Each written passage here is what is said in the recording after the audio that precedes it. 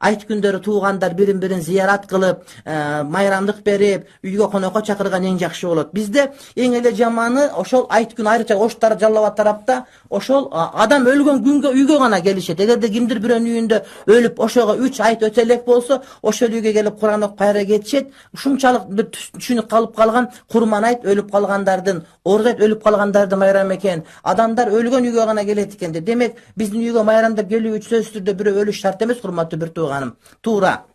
Маркумдар эстеген жакшы. Бирок ыйлап, анан айттык өткөрүп, аялдар келип алып, атасы өтүп келсе, апасы өтүп келсе, бозолонуп ыйлаган бул туура эмес. Айт күнү майрамдык маанай, майрамдык шаң болуш керек дагы. Анан тамак ичкенден кийин маркумдарга да истеп Куран окуп койсо, бирок атайын маркумдарга Куран окуй турган күн экен, башка күн эмес экен десе, бул бидат болот, урматтуу бир туугандар. Ошондой сырткары эле кимде ким айт намазга бара албай калса, анда башка жакка чогултуп айт намаз окулбайт. Ошону менен урматтуу бир тууганым калып кеткен болот. Айт намаз окулгандан кийин Кудай таалам намазыңызды кабыл кылсын деп бири-бирине дуа кылган. Албетте бул дагы жакшы маселе, урматтуу бир туугандар.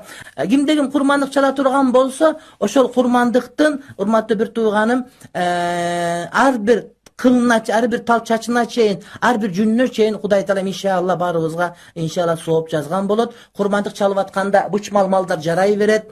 Аксак болуп калган, арык болуп калган, тиши түшүп калган, көзү көр болгон жарабайт. Бирок баш иштебей жанагыдай баш айланпа болуп калып, бирок семиз боло турган болсо бул жарай берет.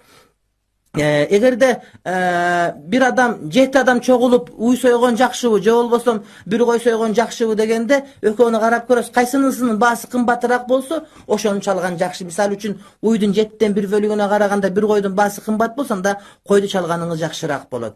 Эгерде кой баласы чала турган болсоңуз, ургачы койго караганда эркек кочкор жакшы, эгер экөөнүн баасы бирдей боло турган болсо. Ал эми эчкиде эркек текеге караганда ургач эчки жакшыраак, эгерде экөөнүн баасы бирдей боло турган болсо. Gün, şaytanга en baktısız gün Arafa günü eken.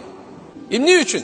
Jaratkan Allah Taala bendelerin günelerini uşunçalık geçiret eken, uşunçalık dozokton bendelerini kutkarat eken, şaytan anı görüp durup meynetin tekke getti dep, özünü ölüm kağlap, mana ölüm bolsun dep çaçın julup, başına toprak şaşa turgan gün dep Peygamberimiz aytkan.